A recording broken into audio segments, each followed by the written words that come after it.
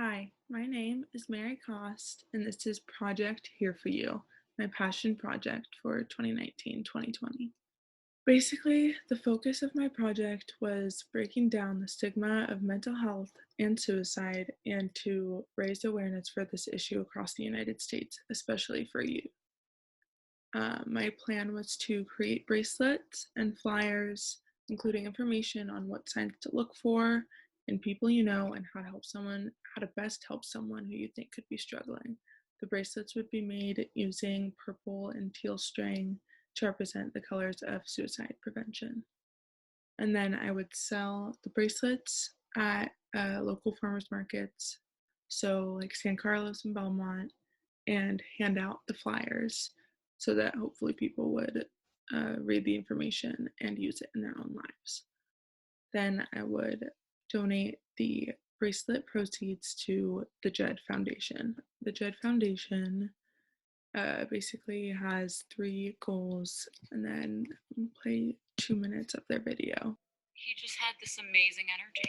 There's no one who yelled louder for his teammates. He was very kind and sweet. He was incredibly charismatic. He was able to kind of hone in on what was funny about something, curious, mischievous. There was no better friend than Jed David Satow. Yeah, when he left for college, it was really exciting. It was, I think, a huge adjustment for both of us. I was very close to him, and I always felt I understood him.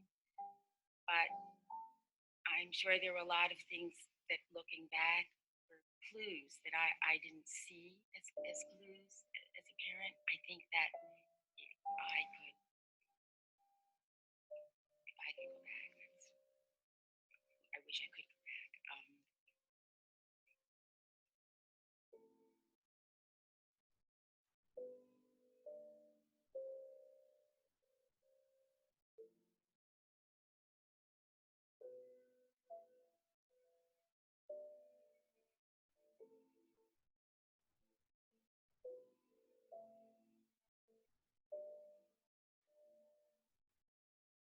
After Jed passed away, The only thing that seemed important to me was to try to figure out what happened. there was a zero awareness, at least on our part. What had broken down and what needed to change in the system?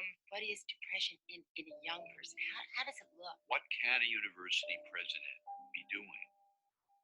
Set policies, and I like to think place a safety net under their campus. I didn't know any other reason to start the JED Foundation or for it to exist than to try to make sure that this doesn't happen anymore.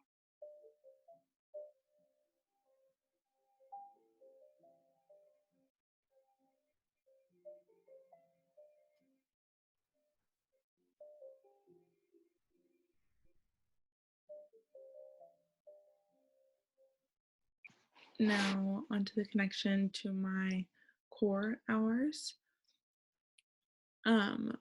What I did, I went to the Dominican Republic and worked in a mobile medical clinic and also built a bathroom and a water tank in a rural village. And we did this sustainably so that we could educate the locals and leave behind something that was not going to harm the planet, not going to harm their community, and would really just benefit them in every way possible. And how it connects to what I'm doing for my passion project is I saw the lack of lack of adequate healthcare in the Dominican Republic, and how many people were just not getting the basic needs that we get here in the United States, which and overall it made me realize how lucky I am to live in the United States and have the healthcare that we have. But it also made me realize how we are also lacking in so many areas, including mental health still. And I also, on that trip, doing my core hours, developed a passion for public health, which is exactly the focus of this project, or my hallmark that most aligns with my project is hallmark number 2. We honor the dignity and sacredness of each person, essentially, because my project is helping to keep people from feeling silenced and helping to break down the stigma.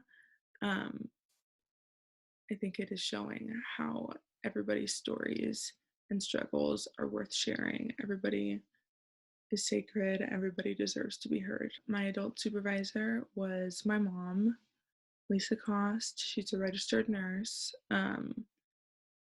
Why was she most qualified? She pioneered the establishment of adolescent psychiatry nursing at Lucille Packard Children's Hospital and her unit, the post anesthesia care unit. And she also has a specific background in mental health as a healthcare professional, so that automatically makes her extremely qualified to guide me in this project. My design thinking process first was empathize. I've always been really passionate about mental health awareness and suicide prevention. And when my family was going through struggles with their mental health, I remember wishing that there wasn't as much of a stigma and it was more normalized so we could talk about it and get the support we needed. Define suicide, mental health. It's something that so many high school students struggle with, or they have a friend who does, whether or not you know it. And it's just so much more common than we think. The numbers behind suicide in the United States, it is the second leading cause of death in ages 15 to 34. And that's only second to accidents. So it really is the leading cause of death. And about 47,173 Americans died by suicide in 2017, according to the CDC. And 90% of those who died by suicide had a diagnosable mental health condition at the time of their death, meaning it could have been preventable. And this all came from the American Foundation of Suicide Prevention.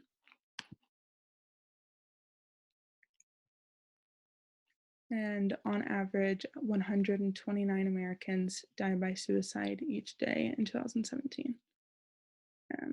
That's also from the CDC and the American Foundation of Suicide Prevention Suicide Statistics website.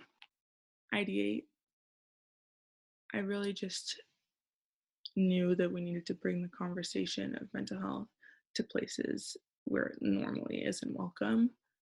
So this meant farmers market, family gatherings, just any place that it's normally like, why would you even think to talk about mental health? Now making it spoken about.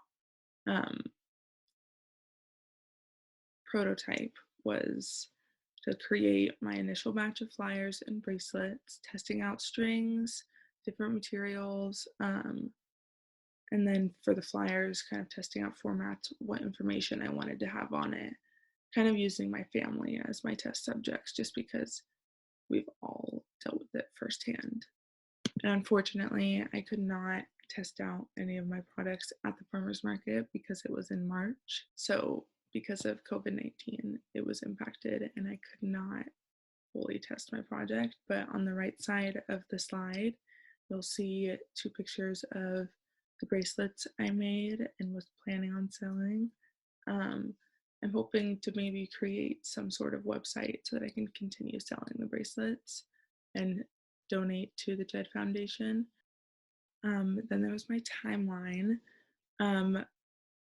From October to December, I had started out planning out the creation of flyers and my bracelets and purchasing the supplies. I think that was more my prototyping stage so that I could figure out what I wanted to create. And then from December to February, I was making the bracelets, having my family help me, and printing out the flyers. And then February to March-ish area, I was planning to go to farmers markets and sell the bracelets and hand out flyers. But as you know, that didn't work out. And then in April, I was hoping to donate my proceeds to the JED Foundation. But as you know, it didn't go as planned. My call to action, I'm hoping that you can all raise awareness by looking at resources on the JED Foundation website, donate to JED, maybe host your own fundraising events. They have a bunch of information on their website on how you can get involved. and just in general become an advocate for mental health awareness in your own life, whether that's speaking up for a friend or just saying the right thing or supporting somebody as best as possible. You can do it in your own life. Thank you for watching. These are my works cited. I hope you enjoyed.